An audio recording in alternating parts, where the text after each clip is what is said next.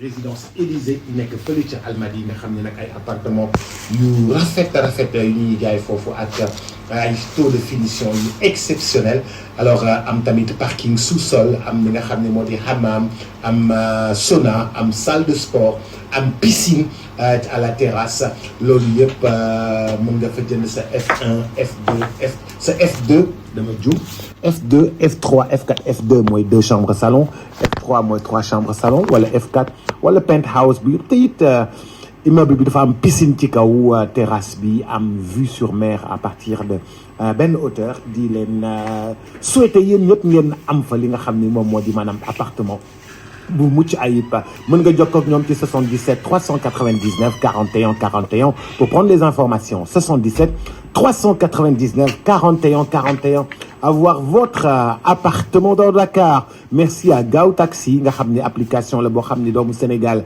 moo ko sos di ko gërëm bu baax a baax di ko sant Gaaw Taxi nag dafa di application boo xam ni da ngay jël rek li nga xam ni moom moo di maanaam fi nga jëm daal di ne man maa ngi jëm bërëb sàngam maa ngi nekk bërëb sàngam taxi bi daal di daw si ba say tànk daal di ñëw jël la daal di lay yóbbu ba foofu kon macha allah ci application Gaaw Taxi doomu Sénégal boobu ñoo ngi koy ndokkale ngir nga am ci 77 785 10 48 ngir nga bokk ci 77 785 10 48 information pour les taximans alors di gërëm bu baax a baax CAC tamit doomu Sénégal la boo xam ni dafay def li nga xam ni moom moo di maanaam ay climatiseur ay frigo CAC ay climatiseur CAC ay téléviseur CAC di nag doomu Sénégal boo xam ni tamit moom dafa jàngi ba mokkal fa nga xam ni fa la coréen japonais yi jànge daal di ñëw Sénégal daal di indi tamit li nga xam ni moom moo di touche am ci climatiseur yi nga xam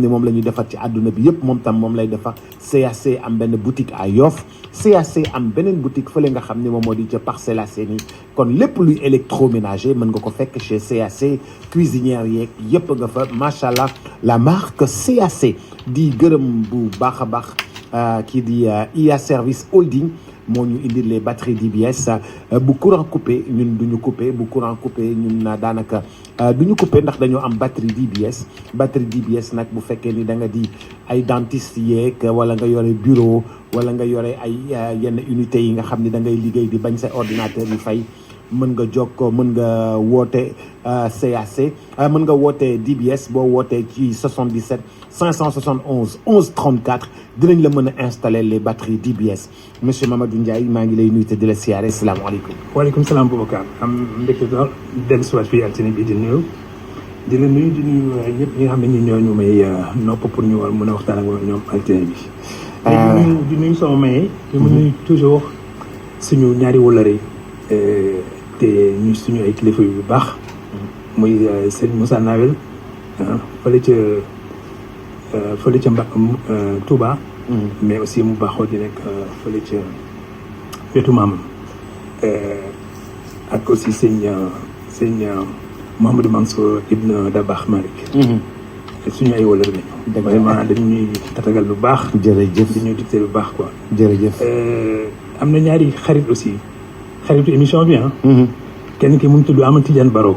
moom Mbour la nekk daf ñuy déglu di ci jëlee lu bëri ndeysaan keneen ki Ibrahima Cissé Charles de Gaulle la tudd Ibrahima Cissé de Gaulle moom il est devenu président de la chambre des métiers de Saint-Louis de toute la région de Saint-Louis mais nee na waxtaan bi ñuy waxtaan fii bokk na ci programme am moom bi muy tëral en tant que président chambre des métiers ma ne ko nag xëy na c'est trop nous accorder des faveurs quoi mais ñu ngi koy ñaanal mu yenu ko ak jàmm quoi incha allah di si jaaree di nuyu waa Ndar yëpp. waa Ndar yëpp fraîcheur u Ndar mi ngi xeeñ ba fii. je sens la fraîcheur de la ville de Saint-Louis. jusque là et di nuyu waa Ndar yëpp te sans exception. alors grand maa ngi kontaan alors léegi dañuy déglu nga le président de la République mu doon waxtaan ak sénégalais yi samedi bi ñu génn di waxtaan ak ñoom. loo gën a jàpp ci waxtaan yi nga xam ni balaa ma lay poser question président waxtaan na ko ak sénégalais yi. waaw waxtaan ak sénégalais yi mais defe naa am na benn façon bi mu def moom président su ma ko dutee baaraam rek c'est que entourage am yëpp la dut baaraam. muy ban. maanaam mooy que ce rendez-vous là. il n'est pas inscrit dans l'agenda du président. C'est pas la fête du 4 avril, c'est pas... Il nous a déjà parlé le 4 avril. Non, je dis, c'est pas inscrit dans les dates républicaines de l'agenda du président. kon xam nga loolu. Si bien que moom bu toogee ne dama bëgg a wax ak askan wi donc damay préparer benn rendez-vous pour wax ak askan wi su loolu amee ñu bëri dañuy jàpp ne xëy na mën nañu bañ a déglu le président parce que les rendez-vous yi nga xam dañ ko calé ci calendrier républicain bi foofu lay jox rendez-vous sénégalais pour wax leen li nga xam ne moom moo gën a soxal sénégalais yi. D'avance on peut savoir les grandes lignes mais c'est en l'écoutant davantage que la ñuy gën a xam président bi peut-être bon ban solo la jox adresse à la nation. Mais fii mu jël beneen formule maanaam au coin du feu toog ak ay journalistes ñu koy cuisiner bon entre guillemets c'est un peu le langage c'est le langage des journalistes ñu koy cuisiner je veux dire ñu koy interviewer. li ci ëpp solo su fekkee ne il est dans une crise mon président war na mën a nekk war na mën a ne au Sénégalais je traverse une crise institutionnelle voilà pourquoi je m'adresse aux Sénégalais de façon impromptue loolu benn ñaareel bi damay sàkku ci yéen tamit ngeen xam crise bi pour que ngeen ma xam seen tolluwaay ci comment on défend la République face à une crise. Ensuite les questions partisanes waruñu jël la majorité du temps présidentiel ci benn interview bi nga xam ne bi à la limite dafay transcender les questions partisanes. du woon waxu Sénégal waxu parti politique la woon parti politique la woon. président ñëwul wax waxu Sénégal dafa ñëw di wax waxu parti politique. Et il a effleuré les questions et là aussi je le reproche un peu aux confrères. Parce que les questions bon xëy na c'est dans le protocole bi nga xam ne bi déggoo nañu ko ak président. du ñàkk. déggoo nañu ak président lu ñu war a waxtaanee. protocole de question. yi quoi voilà. maanaam président de lii lañ lay laaj lii lañ lay laaj. voilà wala président ak lii la question yi nii la tëddee. voilà mën na am je n'en suis pas sûr. D'accord. Mais en principe loolu war na mën a ne. Donc les journalistes aussi le petit reproche amical que je leur fais mooy que waruñu tënku ci le protocole bi leen président di jéem a suggérer. boo ci tënkuwul kenn du la bàyyi nga interviewé ko ci. mais ba tey parce que tu préfères bañ ko interviewé. ci ñu tënk la ci li nga ko interviewé. parce que askan wi dafa am ay questions yoo xam ne peut-être bon man dama ko war a mën a relayer en tant que journaliste man dama ko war a mën a relayer kon président waruma ne fi nga yemal li ngay wax. ñu dellu si waat ci li nga njëkk a wax le temps présidentiel. question wu parti politique am question wu ñi mu faral warul jël son temps par rapport à la majorité des Sénégalais. Mais parfaitement parce que Boubacar soo xoolee tey l'attente des Sénégalais c'est quoi? C'est moins des questions politiques que des questions économiques. C'est moins des questions partisanes que des questions sociétales. maa def lii ci Pastef maa wax lii ci Pastef maa installé lii ci Pastef. maa jaar fii ci Pastef maa dugg fii ci Pastef maa génn fii ci Pastef maa yéeg ci kaw bopp bi fii ci Pastef maa wàcc fii ci Pastef maa jaar droite ci Pastef maa installé lii ci Pastef maa demoon def lii Pastef maa jaaroon nii def lii ci Pastef alors que il doit s'adresser aux Sénégalais. Mais parfaitement. La majorité. Il doit c'est-à-dire que xam nga les hommes politiques parfois ils sont inhibés par seen logique politique. C'est-à-dire que bu ñu toogee di wax ils pensent plus à leur parti et à leurs partisans ou à leurs sympathisants qu'au pays lui-même. À un moment donné le président de la République il confond tout le monde dans le même regard qu'il a. C'est-à-dire que dafa war a ne je ne vois pas Boubacar comme un partisan de X ou Y mais je le vois comme un Sénégalais nga xam ne il est utile pour le pays donc il est utile pour moi président de la République nga xam ne tey je suis le dépositaire de tout ce qui est républicain dans ce pays-là man maay dépositaire en tant que président donc man su may xool Boubacar du ma xool ginnaawam na mu solo nu mu kiyee yan opinion la am ban idéologie la am nangam non je peux m'adresser à lui parce qu'il est utile il est citoyen d'abord donc le président ci posture bi mu toogoon keroog waroon nekk une posture où peut-être dafay éliminer les questions partisanes dafay éliminer les questions liées à son affiliation politique ak nangam et même ces querelles politiciennes avec peut-être bon son premier ministre yooyu yëpp on doit réduire les équipes. Tu sens des querelles politiciennes avec le premier ministre? Mais on le sent quand même que il y a une diarchie au sein du pouvoir te loolu aussi bu fekkee ne jàng nañu politique am nañu culture politique loolu waruñu ko peut-être di ko def un feuilleton ñu koy organiser disons semaine ba semaine. à l'échelle nationale à l'échelle nationale chaque jour mu am un rebondissement sur justement ce feuilleton là un peu comme Dallas. Sénégal comme Dallas. Bon donc président waroon na génn kuy boobu. et puis il y a un point bi nga xam ne bii le président n'y a pas fait attention mais l'observateur que je suis. xaaral grand balaa ngay dem ci point boobu ngay wax noonu. donc yow da nga jàpp ni président dafa am lu ko sonné wala lu dal ci kawam ba mu ne xaaral ma génnaat gaaw wax ak sénégalais yi. il nous a parlé le 4 avril le 3 avril. yàggul kon. d'accord le 2 encore 28 ou 29 jours encore il revient pour nous parler encore. Non, clairement. Qu'est-ce qui s'est passé entre-temps pour qu'il ait envie de prendre la parole vite, là, maintenant? Je n'en connais pas les raisons. Peut-être et les motivations, parce que les journalistes ne l'ont pas. C'est les articles, oui. C'est ce qui s'est passé à l'Assemblée nationale? Mais tout à fait, quoi, parce qu'il y a des propositions de loi et des projets de loi. Ñoom ñoo nekk foofu di télescoper te loolu sax aussi rafetul ci suñu bàkku démocratie. Que le président ne doit pas être en déphasage avec l'Assemblée, surtout encore que c'est sa majorité qui est là-bas. D'autant que lui, il continue à dire que... Non, ça confirme aujourd'hui que ce n'est plus sa majorité. Ce n'est vraiment pas sa majorité. Non, parce que les gens lui ont contredit. Il voulait faire quelque chose, les gens ont fait autre chose. Mais ça, c'est pour être élégant. Non, monsieur Mamadou Ndiaye, ça c'est pour être élégant. Oui, mais le journaliste, il se fie aux faits. Il se fie aux faits. Le président de la République dit qu'il est toujours d'obédience Pastef. Deuxième chose, il introduit un projet de loi qui est à la limite ramassé comme une gamelle par la proposition de loi émanant de l'Assemblée nationale. Donc, il est bien évident que d'après, en tout cas, les constitutionnalistes, la loi parlementaire peut-être moom mooy jël prééminence. ci xaw ma nu ñu koy décortiquer mais noonu la ñu ko jàppee. mais loolu yëpp mooy wane ne rek que xëy na ñoom fitna mu ngi commencé di dugg ci seen dënn yi te dañ ko war a génnee foofu. le président Amadou Toumani Touré bi mu xoolee Maliens yi ba à un moment donné dafa ne moom dafa jàpp ni il faut désarmer le cœur avant de désarmer les esprits ak quoi que ce soit il faut d'abord désarmer le cœur parce que li tax mu def ko mooy que bu ñu defee seen ay lël ñoom Mali.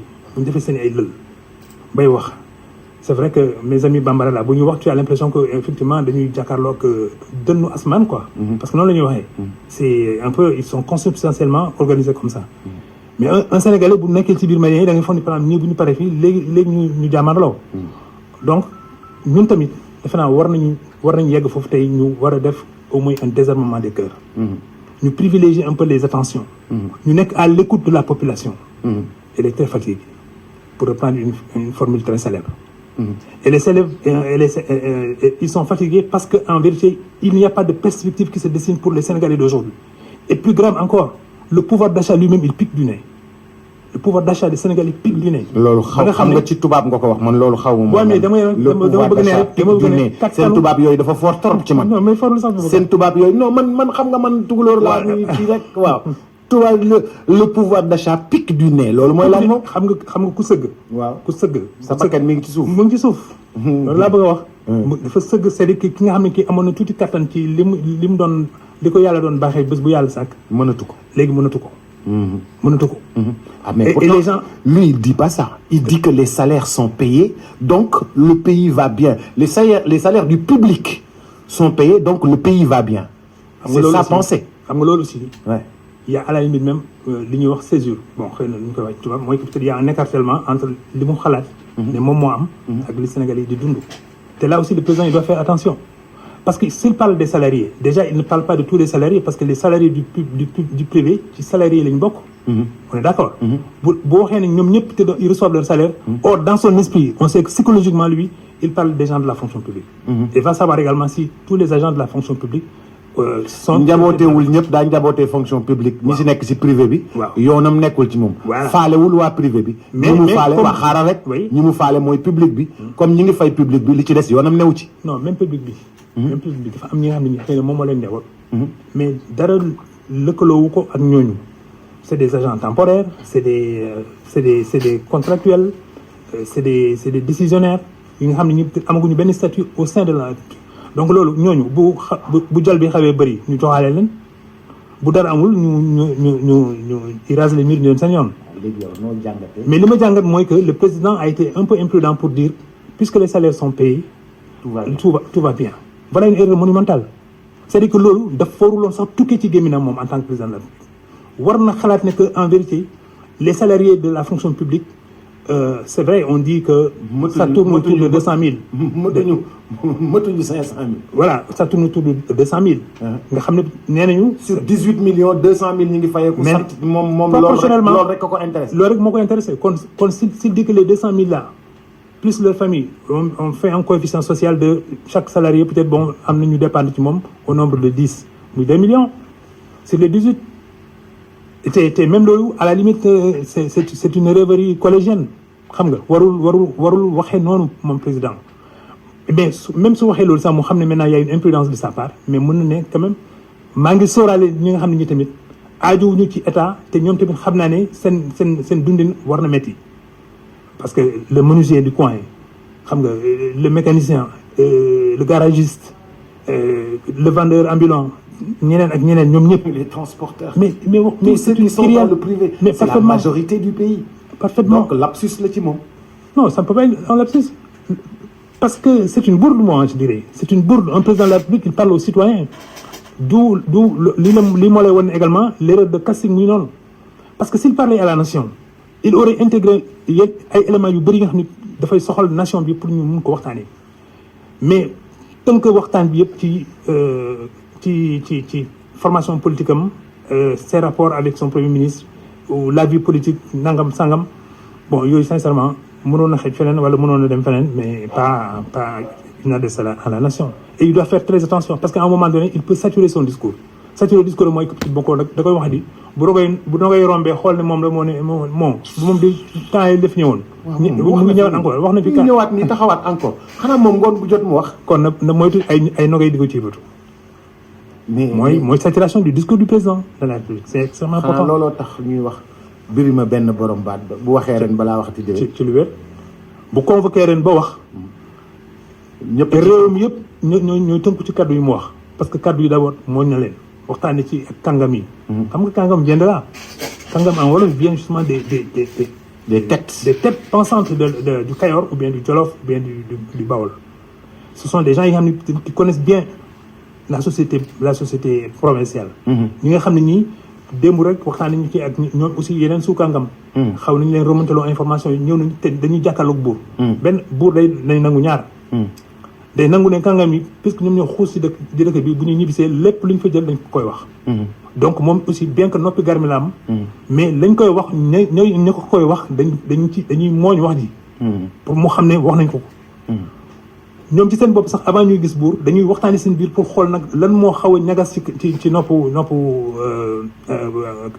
prince bi wala roi bi avant mu yegg ci moom donc ñu saafonte xaw a xool consensuellement lan la ñuy wax mais bu ñu toogee moom lépp lañ koy wax et ensuite moom tamit ak lu mu ñëg c'est avec courtoisie que lay joxe ay kàddoom wane ne xëy na lii war na ko waxtaanee ak askan wi yii war na ko jëb askan wi war na wane yenn jafe-jafe yi war na indi aussi les bonnes nouvelles xoolal aujourd'hui Boubacar les bonnes nouvelles ne viennent pas de la présidence les bonnes nouvelles viennent de la société elle-même de la société sénégalaise la première bonne nouvelle c'est qu'aujourd'hui il y a une jeune femme du nom de Salma Sylla Mbaye qui est docteur astrophysicienne tu imagines Boubacar tu imagines astrophysicienne. Astrophysique. Docteur en astrophysique. C'est-à-dire que xam nga damay toog un jour di waxtaan ak di seetaan match de football après gars yi ne ma monsieur Sadio Mané passe de dimension mondiale la joxe man xaw ma woon luy passe de dimension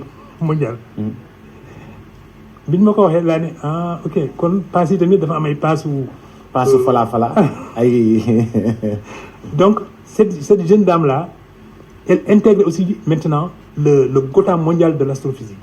tu imagines Boubacar gis nga dimension réew ci ay nitam nga koy natt kon xale bi tey yàlla nay muuram mais géew bi mu dugg tey yóbbu na fa Sénégal mais la mu fa war a jëp aussi ci ay réflexion ay idées c'est-à-dire que mathématiques sciences physiques sciences naturelles observation du monde de la planète les galaxies le cosmos Boubacar fii boobu ci yooyu lay waxtaane quoi du toog ci ëtt bi di ne peut-être bon sànq am na Mame Diarra jaar na fi moom de li mu sol sax xëy na dañ la jëm nangam non elle n'est plus dans ça elle est de rang mondial cette fille donc moom ci boppam Sénégal waroon na ko bàkkoo waroon na ko tëggal ay tama lambal ay junjung lambal ko lu bëri. pour wane que aujourd'hui c'est un modèle. bi nga xam ne bu ñu ko modéliser.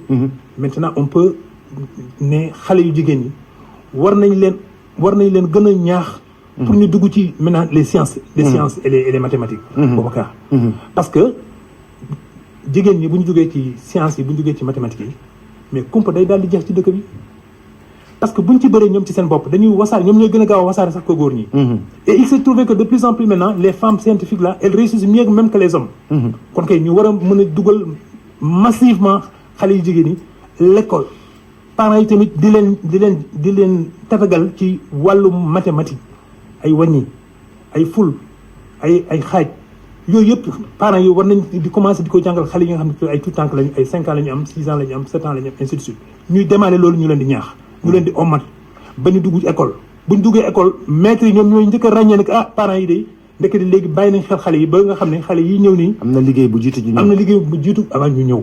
voilà c'est extrêmement important. ça sama invité démb. donc c'était un docteur en droit. un juriste éminent. lu mel noonu la wax bi muy daaneel kàddam. nee na nañu dugal xale yi ci njàng. nañu amal solo njàng mi. Dans l'entretien du président, est-ce qu'on a parlé de l'éducation? Est-ce qu'on a parlé des lycées, des collèges? Est-ce qu'on a parlé des lycées techniques? Boubacar, les lycées techniques, boo fa demee tey tu as l'impression que c'est un cimetière. ay machines yu datées de Malkisalem ñoo fa ne. ah mais yow li ngay wax nga ko yow ne nga président waxtaan bi mu doon waxtaanu dafa bàyyi Sénégal topp formation politique am waxtaanu politique la indi bi yoon donc il est passé à côté de li ñu koy doyee pour mu toppatoo réew mi. waaye moom parti politique am lay toppatoo. waaw c'est ba pare parti politique am dafa mel ni dafa xaw a nekk seul. il n'a pas été bien inspiré. waaw mais dafa ma ne ci biir parti politique bii nii. dafa nekk seul.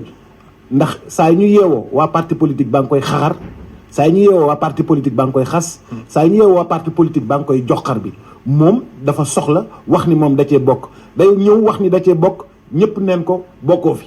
Et puis li ma ci jaaxal mooy que et pourquoi il a besoin de se justifier pour dire que c'est moi qui ai fait ça dans le parti. Oui, quand on est dans la justification, c'est qu'on est dans la défensive. Autrement dit, il y a d'autres qui sont dans l'offensive di ñëw ci yow. jàmmal yow. Et pourtant man su may xool l'entourage du président mais je n'y vois que de grandes figures. Comme? Est-ce que ça c'est la peine de non, c'est pas la peine. Mais il y a de grandes figures qui sont autour du président là. Et quand il parle, mais c'est une parole rare.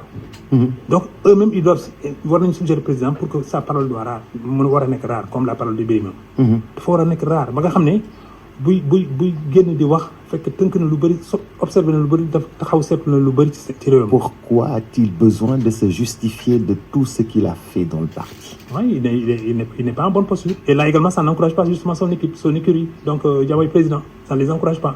C'est-à-dire que juste son discours doit être un discours galvanisant.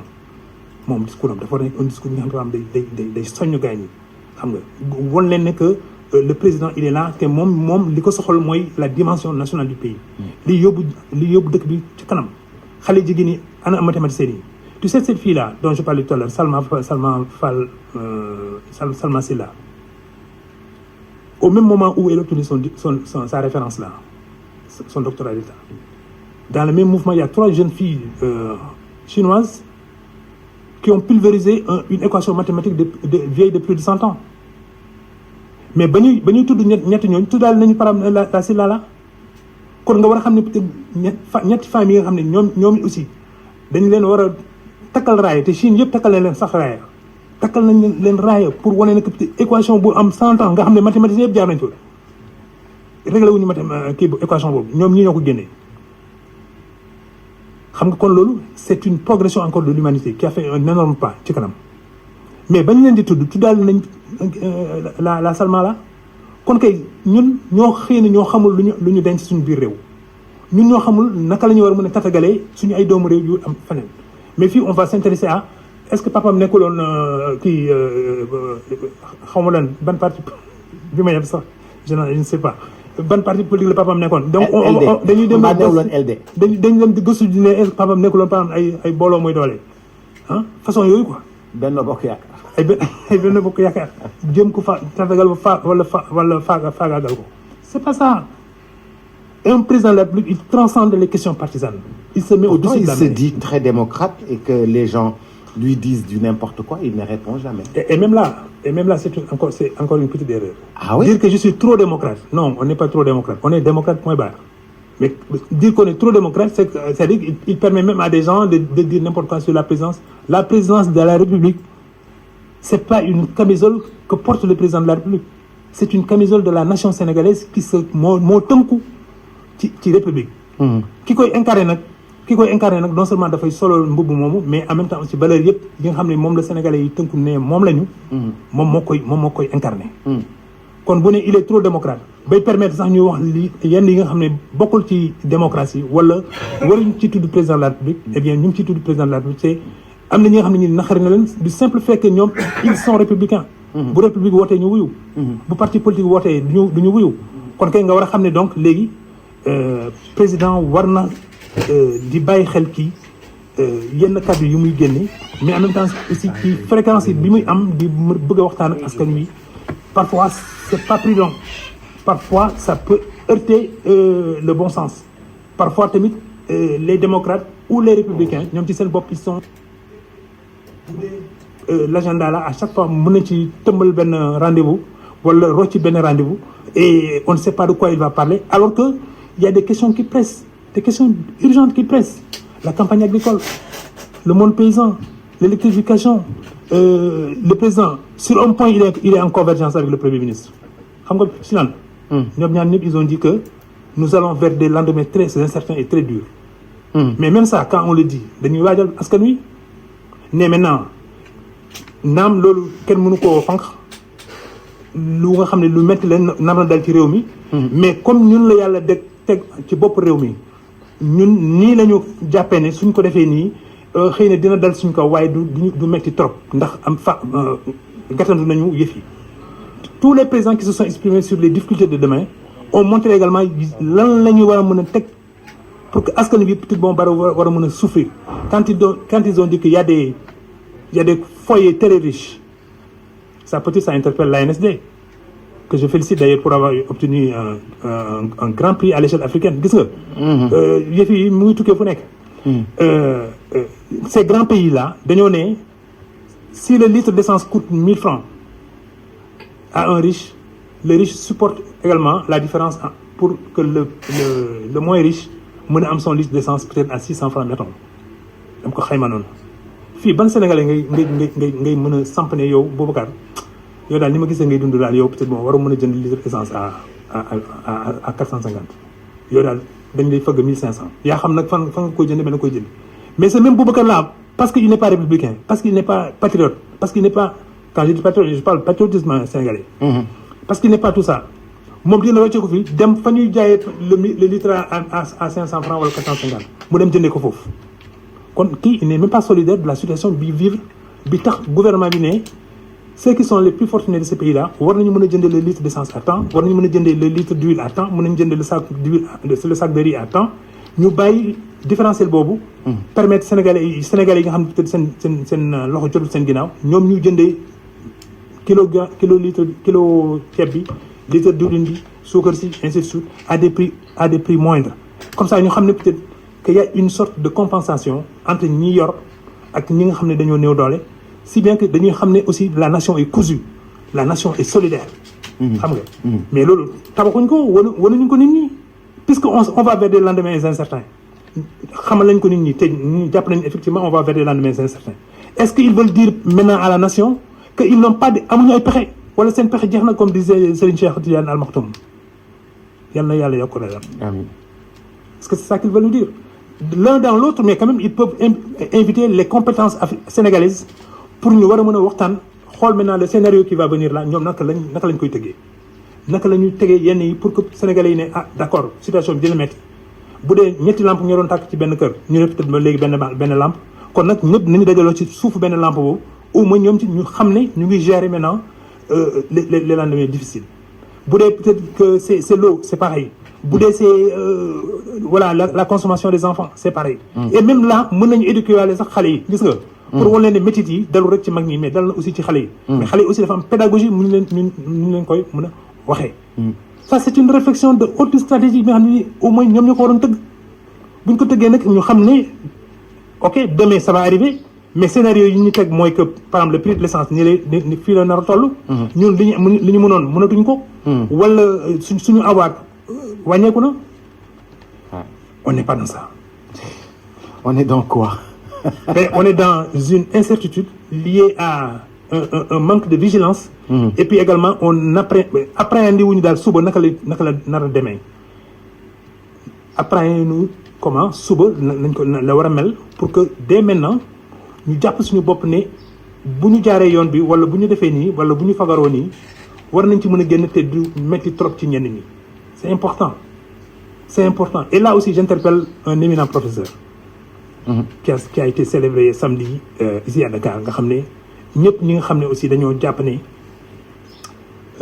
amal na solo réewam def na liggéey bu mucc ayib muy professeur Chérif Salif Sy samedi vraiment dañ ko doon sargal honoré ko def rendre un hommage et puis li ci gën a daw yaram Boubacar mooy que sénégalais boo ko doon gis rek il y a plus de 10 ans 15 ans 20 ans ñenn ñi ñu ngi doon gis bu njëkk ba temps ñoom Cheikh Anta Diop ñu wàcc ci réew gi nangam nangam xam naa boobu temps ay xale yu ndaw ngeen woon. ñooñu ñëpp démb wuy si nañu waay ji. ñëw wuy si Chérif parce que Chérif aussi il est dépositaire des savoirs. C'est un économiste éminent. ba pare tamit mu am woyof nag voilà ay mbokkam sax ñëw njëkk a seedeel loolu mais ñëpp ñi ànd ak moom aussi ci réflexion yi ci comme nu mu tëddee ci réew mi ak ci àdduna. jàpp nañu ne dafa oyof jàpp nañu ne dafa lucide xel bi day nàcc. mais jàpp nañu aussi li mu am moomu ko pour boppam daf koy bokk ak ay nitam donc sa générosité même ay parents wax nañ loolu asuma nag peut-être bon maintenant sa générosité intellectuelle. Il y a un éminent économiste bu fa nekkoon démb barki démb en la personne de Souleymane Assou Diagne mais mu ne man économiste la ni professeur Chérif Salif Sy wante dama ko naw di ko admirer dama ko naw ba pare ma xam ne kii xal na ma yoon. kon nag ñi inspiré woon hommage boobu mooy ñoom Pape Sadio Thiam ak ñi mel ni moom ubbil nañu benn xët pour wane ne que Boubacar nit ki nga célébrer ko ci de son vivant moo gën ñu célébrer ko fekk peut-être bon voilà. nekkatu fi. te moo dal ñu bëri. kon je pense que Chérif Salif Sy hier en tout cas samedi il a été extrêmement ému. et ses amis avec lui.